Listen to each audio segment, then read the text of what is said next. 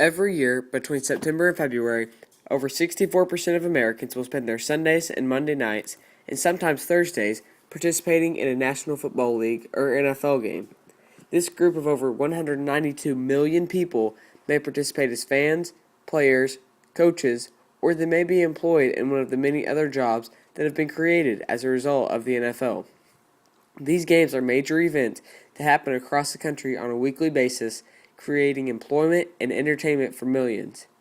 None of this would happen if it weren't for the vision of a man named George Halas. George Halas was born in 1895 in Chicago, Illinois. He was the son of immigrants from Bohemia, and I think loved sports in part because it was a level playing field. There was a way where anybody could get out there and show what he had versus the other guys. And he brought to football a real passion and a zest and a love of competing, a love of winning. He was a very athletic young man. Early in his career, he played on the New York Yankees for a very short period of time before deciding to focus solely on football. In 1920, he was on the semi-professional football team, the Decatur Staleys, which became one of the inaugural teams of the Professional Football League that later became the NFL. Semi-professional teams like these weren't popular like today's NFL, but were only a hobby for men after playing college football, which was popular at the time. There was never a doubt as to what type of game we had, because when I was graduating from the University of Illinois, Coach Bob Zupke said, just when you fellas get to know something about football, I lose you. And when I played semi-pro football in 1919, I knew a lot more than I did while I was in college. So I never had a doubt about the great game that was to be. On September 17, 1920, a meeting was held in an automobile shop in Canton, Ohio.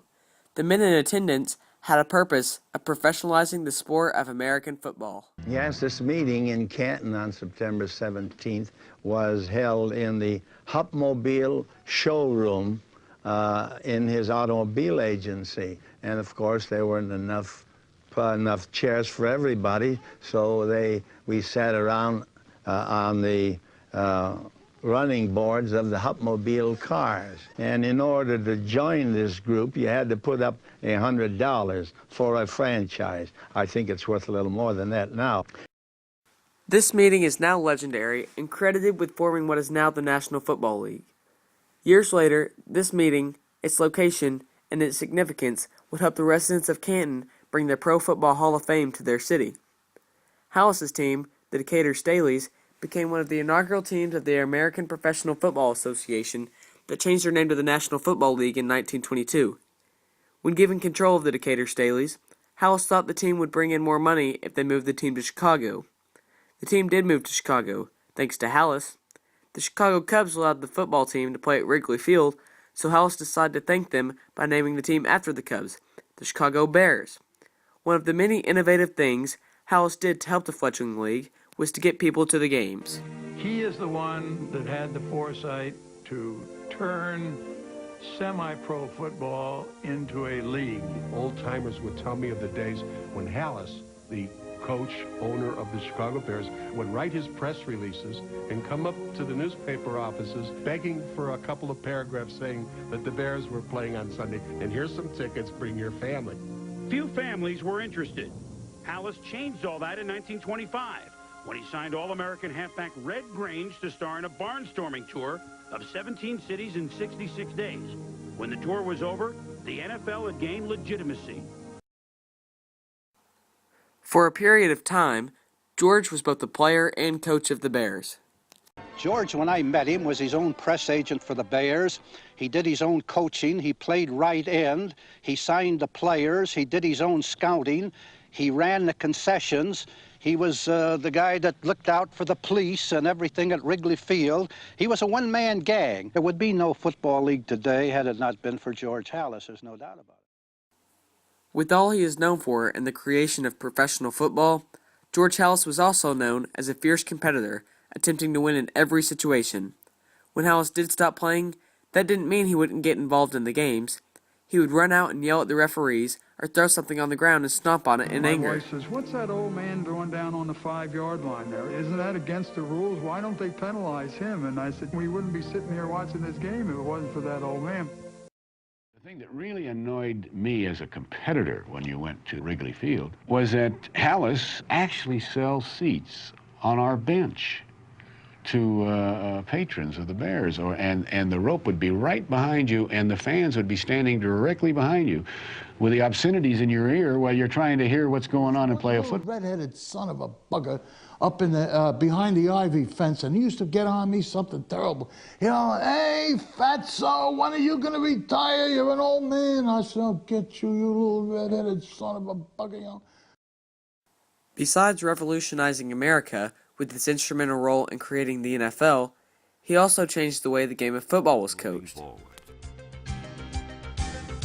He was the first pro coach to hold practice sessions every day, the first to hire a full-time staff, and the first to use films to analyze an opponent. George Halas spent his life coaching the Chicago Bears and building the franchise that it became. In the process, he established much of what is taken for granted today. As a businessman, he led the NFL into the television era. Because this was handled carefully and made a success, it secured the future for the league, which before had been questionable. Halas' role in creating the NFL and televising its games is significant. In 2010, the top-watched 15 shows on the year consisted of 14 NFL games. Also, the Super Bowl is the most popular event in American culture. This year, one 30-second commercial during the Super Bowl came at a price of $4 million. We could say more about the scope of the NFL today, with all of the jobs created, all of the money spent both directly and indirectly on NFL games, related activities, and products. The NFL has a major impact on today's economy. Although there is no denying the good aspects of the NFL, some people oppose it for different reasons. First of all, players may leave college without a degree to pursue an NFL career. Many kids look up to the players. Parents don't always like the fact that their kids notice how much money the players have and how happy their lives seem, but they may also see that these great players didn't graduate from college. The kids think that even if they drop out or decide not to go to college, they will have a happy life filled with fame and fortune. Another negative aspect of the game is the injuries and long-term health problems from playing in the NFL.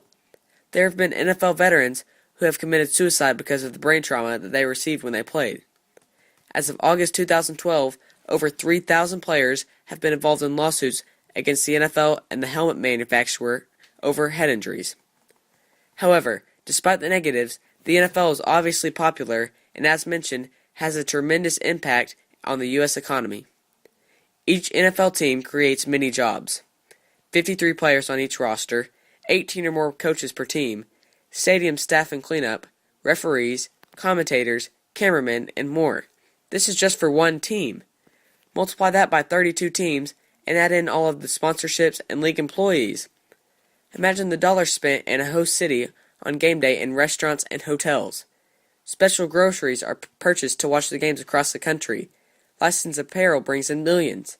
The list goes on and on. Economy aside, professional football has a definite presence in our popular culture. In January 2009, studies showed that the most popular sport at all levels was pro football. Without the vision of George Halas, none of this time or money would be spent on the NFL today.